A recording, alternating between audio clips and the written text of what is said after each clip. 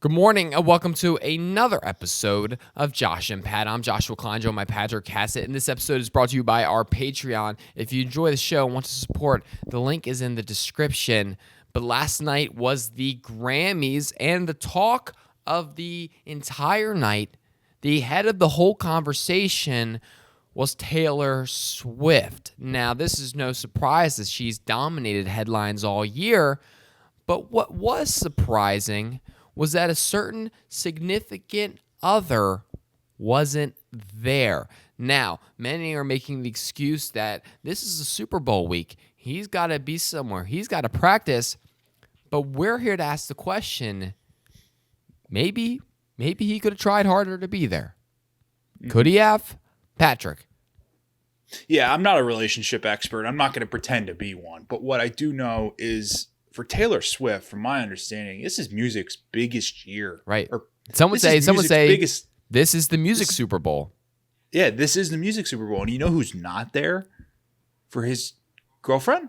That's Travis Kelce. And that just feels really weird because the Super Bowl wasn't yesterday, Josh. No. It wasn't Sunday. Right. It was the music Super Bowl. Instead, he was on a plane traveling somewhere. You think he could have spent that time? Right. And probably got on a quick flight out to Los Angeles? I mean, it really makes you wonder, how invested is Travis into this relationship? Do we have to start feeling bad for Taylor? Yeah, I mean, we might have to be after, especially the way, he was throwing helmets after last game. I feel like Travis could step it up. And this is not a bash Travis show. This is not what we're trying to do here. We're just saying, maybe he can do better because we could always do better, right? I think I could do better sometimes. I can do right better, hand 100%. Up.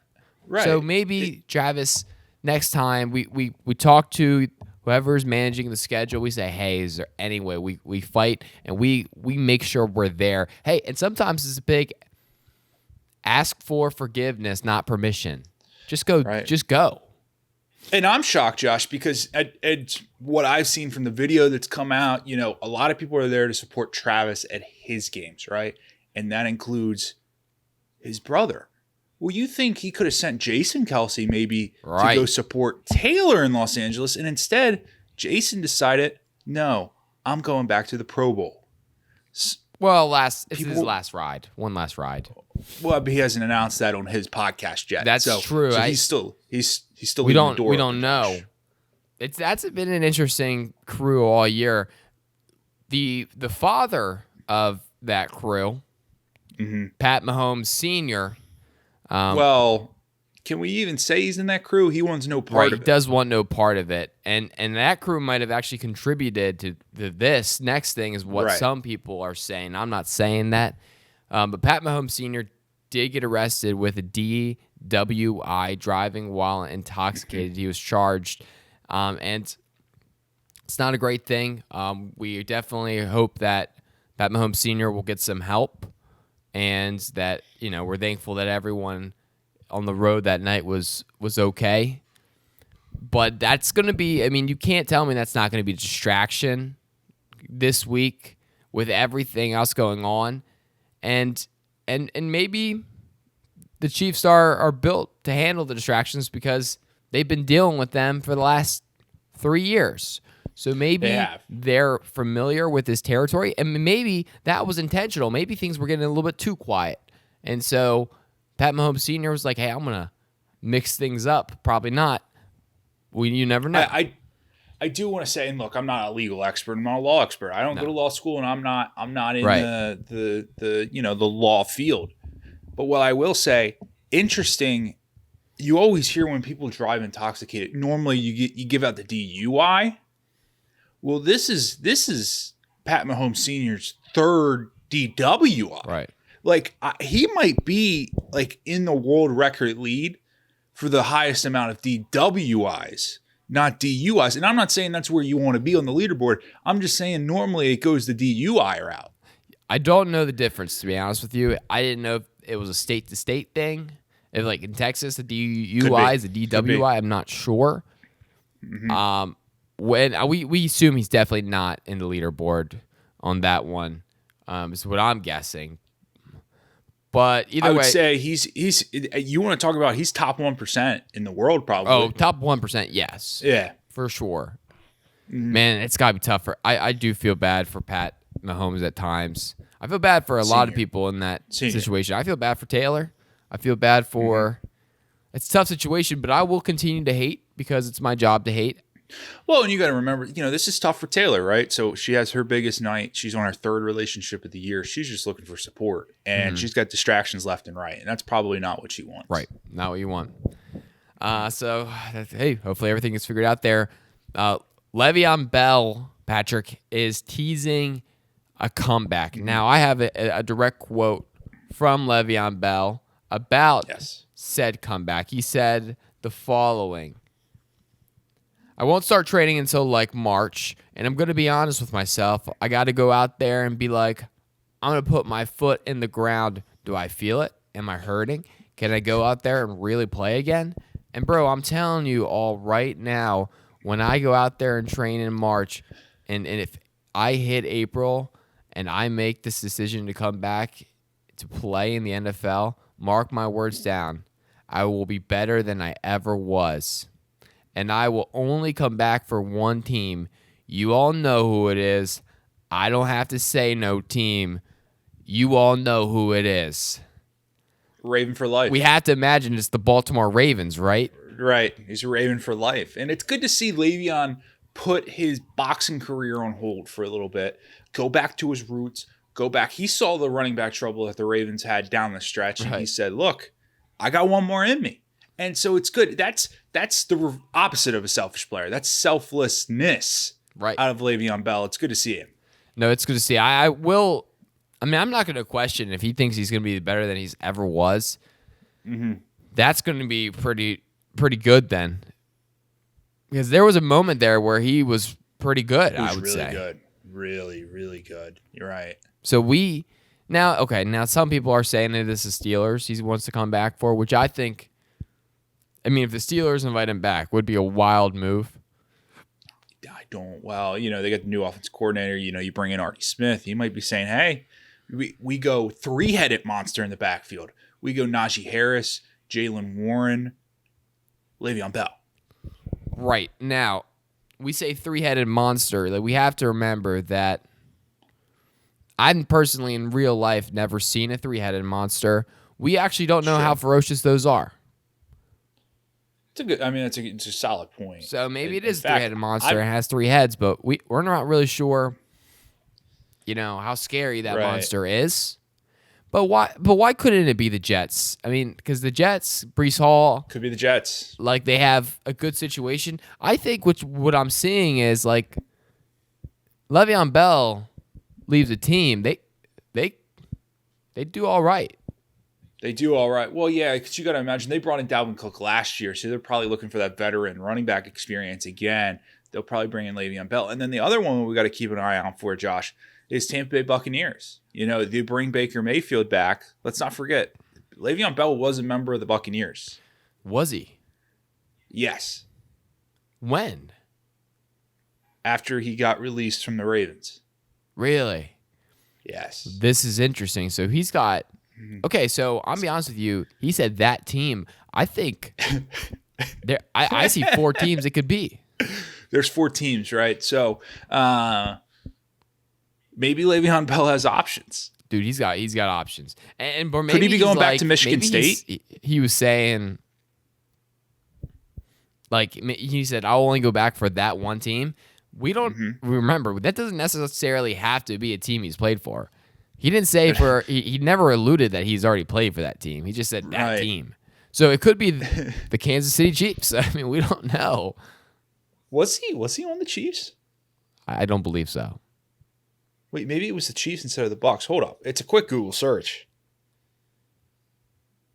We can figure this out. But I'll tell you what, if Le'Veon Bell comes back, that's going to be one of my favorite storylines of the offseason. It will be. It would be. No. He played for the Chiefs and the Bucs. We forgot about the Chiefs. Oh, so he did play for the Chiefs. Okay, so he's got real serious options. He did because he got released from the Jets, went to the Chiefs. That's awesome. But he didn't get a ring. Not to my knowledge. No. Bummer. Maybe that's why he wants to come back, finish what he started. Can we get him down to Vegas this week? Well, he said he's not ready. Not ready yet, but March, April comes around, he'll be ready. Right.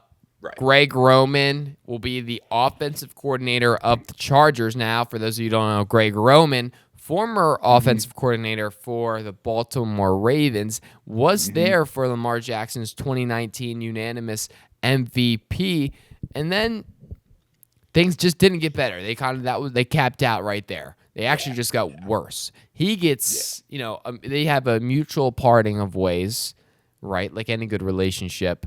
And then he goes and he takes some time off from the OC position, and now he's back. And John Harbaugh said, "We don't want you, Greg."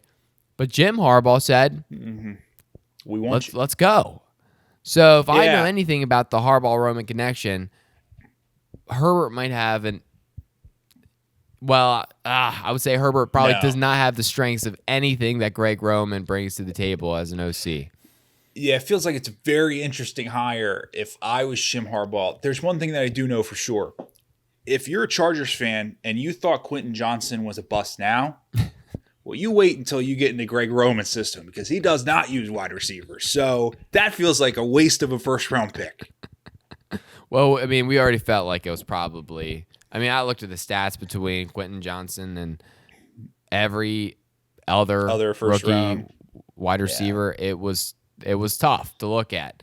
Now, it does feel like, now that I'm really thinking about the connection, I'm not sure that Herbert is really like the prototype for the Greg Roman offense, but also maybe I'm completely mistaken, and maybe Lamar just wasn't at all what Greg was actually trying to accomplish, and that's why it didn't work. Well, you got to think. You start out with Tyrod Taylor. You start out in Tyrod Taylor's system. So Tyrod Taylor crawled, so Lamar Jackson could walk, so Justin Herbert could run. And that's the situation you're in now. I would have to think that they're going to have to find a capable running back that is faster than the league, because I feel like that's a huge part of what Greg Roman's trying to do here. Well, so you have, obviously, you got a stud running back already, Austin Eckler. Former. What? He's not on the team anymore? Former stud. The guy sucks now. You see that video? I can't get the video out of my head, Josh. He couldn't run faster than like an offensive line. Okay, fair. But they're also trading for Saquon Barkley. So, well, no, they're just going to sign him, Josh. Oh, Saquon's not under contract? No, he's free agent. Okay, so I think you would just answer the question. Okay, so we're fine. Yeah, until like week 4 when he gets hurt. And so, but you figured that out come October. Oh, yeah. No, the Chargers are going to be really good this year. Clearly. Also on the move, Cliff Kingsbury, former head coach of the Cardinals, is going to be the offensive coordinator in DC. I just put DC down, and I said DC, right? Meaning District of Columbia. I read it as defensive coordinator. No, it's going to be in DC, and I've seen mixed reactions on this so far. I think people should be excited. I think you bring in Cliff Kingsbury, but the real question is, what's the link to Caleb Williams? You know, Uncle Colin reported that he does not want to go to the Bears. Who has that number 2 pick? It's his former coach, Cliff Kingsbury. So I think that what happens here is, I think that the Commanders try to put the pieces together. I'm not sure that the pieces are going to come together. Eric Bieniemy look what he did, and they just kicked him out right away. They kicked out Ron Rivera too soon. They're letting these guys go, and I just don't think they're ready to buy into the vision. So I think you put in anybody there, and they're not going to have success. That's what I'm thinking right now. I just don't understand. Like, the funniest outcome for the Commanders is when they roll out week 1 with Sam Howell. And I'm pretty sure we got the answers to who Sam Howell is in this league. Right. But it's going to be so funny when there's an entire offseason of hope for the Commanders, and then Sam Howell's their starting week 1 quarterback. But I'll tell you what, Right. he's going to deliver a couple really, really strong preseason performances. Might even beat the Ravens again if they play. There's a chance he's going to go out there and ball in the preseason. Well, because he is 1-0 in Super Bowls in his lifetime. Preseason Super Bowls, yes. Yes. Sam Howell isn't interesting because everyone tells me, like, they look at his yardage, and then I'm like, okay. Like, and then I watch a game, and I'm like, okay, these numbers feel inflated. And then they'll be like, just give him some good weapons. And I'll be like, give him an O-line. And I'm like, okay, well, I guess we'll see. But you're right. It would be hilarious if they roll him out, and it's just like, okay, well, I guess you guys are going Sam Howell again. And, like, you can tell. Like, the eye test can tell you when there's a stud QB on the field. Yes. You know? Yeah. And I guess he passed their eye test. I trust my eyes enough. 23 years of watching football. I trust my eyes enough not to say, hey, this guy's a home run prospect, but I trust myself to be like, this guy can play football. Right now, I will say 23 years. I probably have not been watching football for 23 years. Probably not. There's definitely. I mean, I did watch. I technically did watch the 2000 Super Bowl. You did. I don't know if you comprehended any of it. I don't know how much I was really taken in, but I was there. Mm-hmm. Yeah, I don't know. Hopefully, Sam Howell, if they roll him out, it's gonna be hilarious. I'm gonna love it, and they're gonna probably not be good this year. And to be honest with you, that brings me a little bit of joy because I like the idea that their former owner, Dan Snyder. What if he wasn't the problem? Is not the problem. I like that he's on a yacht somewhere going, oh. That's to me, that's hilarious. Yeah. But he's on a yacht somewhere like $4.2 billion richer. Right. And feels like a good day. And I love that. I love that for him. Steve Belichick, another NFL guy who was, he's been around the Patriots forever. He's going to Washington, the college, Washington University. University of Washington. Yeah. And they kind of lost every single person on that team. Right. Feels like if you say that he was hired for this position to be the defensive coordinator there, like a year ago, I'd be like, oh, wow, that's kind of impressive. Like, they got some good guys there. They got a good coach. Josh, I think you're thinking of it wrong. They brought in an NFL guy, a proven Super Bowl winner, Steve Belichick, to revamp that defense. And he doesn't have salary cap regulations. He can go out and get whoever he wants, Josh. Good point.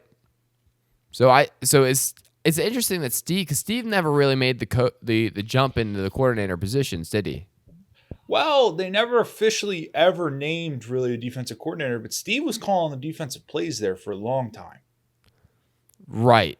So is this is he trying to get some legitimacy now that Belichick, his father, gone? He goes here to become DC, prove himself, do well, so that he can go get a job as actually defensive coordinator at another team? Is that what's kind of happening here? Yeah, I mean, that's potentially, but Josh, like I was told that Steve was offered a role on the staff with Gerard Mayo.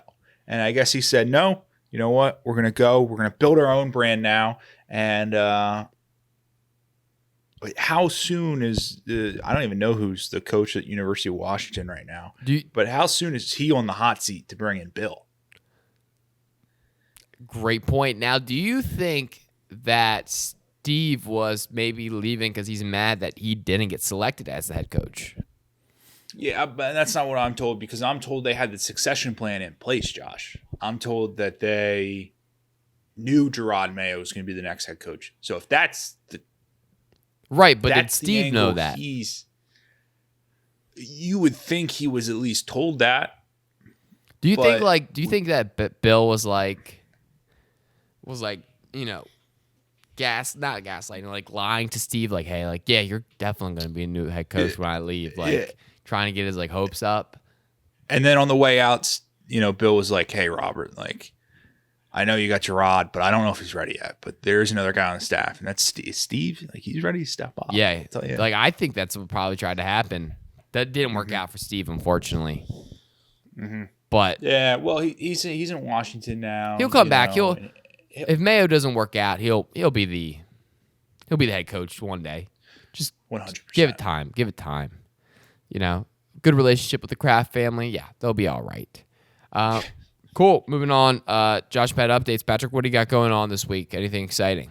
Yeah, I mean, huge week here. It's a huge paperwork week, and right. And that's really an unfortunate thing. Is because you sit here, and I don't know if anybody's ever in the history of having to do paperwork like, hey, I'm excited to have to fill out all this. You know what's crazy? And find these forms. There are administratively minded people that like that, and I'm like, yeah, what are we doing? I'm not one of them. I'm not one of them. Right, not me. Like as soon as I see that email, it's like, hey, you got to give this and that. I'm like, this makes me way less excited. And so I know what's gonna happen is I know I'm gonna have to spend a good chunk of time on the phone because not all my tax stuff's here. So then I'm gonna have to make phone calls, and that's the part I'm really not looking forward to. Right. Because it's like no matter how good of a game plan I have going in, I gotta rely on someone else, right, to get me the information, and I don't know if there's gonna be a good enough series of communication to make that go quickly. Right. And so that's where we're at. Right. Okay, well we're gonna root for you there. We're gonna hope that gets figured out.